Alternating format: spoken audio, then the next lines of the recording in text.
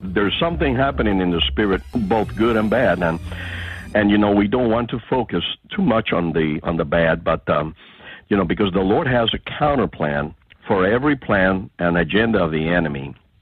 The Lord has a counter plan, and that's the one I want to focus on, and that's the one I want to look at, and be ready and be attentive to what is about to happen. But there is a stream flowing from heaven right now. It is growing. It is gathering momentum. I believe that this darkness is also gathering momentum.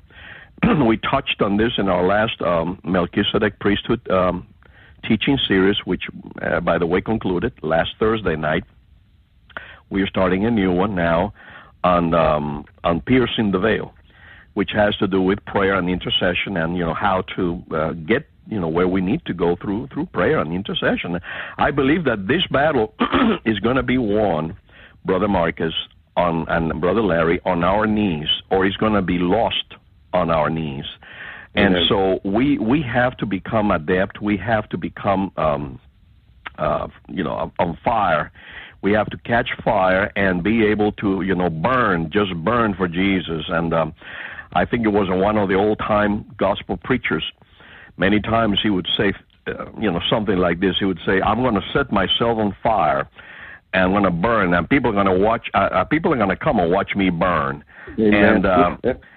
And I think that's probably what we need to do more. We need to probably just be set on fire, just catch fire, and the people will come to watch us burn. And the people are attracted to the presence of God, and as this world gets darker and darker, they're going to be wanting to come to the light.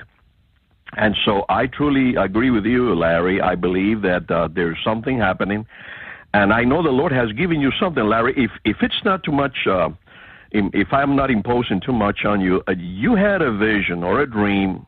I don't know what you would call it, but it had to do with the end time. It had to do with a door that was going to close, but before it closed, there was going to be a mighty gathering of the wheat, harvested, a great harvest of souls. Can you share a little bit about what the Lord showed you regarding that?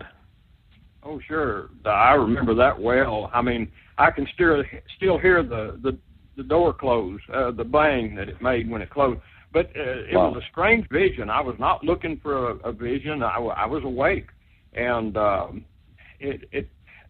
called it the vision of the door, actually, when I wrote it years and years ago, and I sent you copies of it, Augusto, and different people. But what's so strange, and this has been over 20 years ago that I had this vision, and like I say, I was just in prayer. I wasn't seeking anything special, and all of a sudden, it was like I could see storm clouds in the distance, kind of in the spirit. And then all of a sudden, I saw what looked like an old-timey granary, maybe like the days of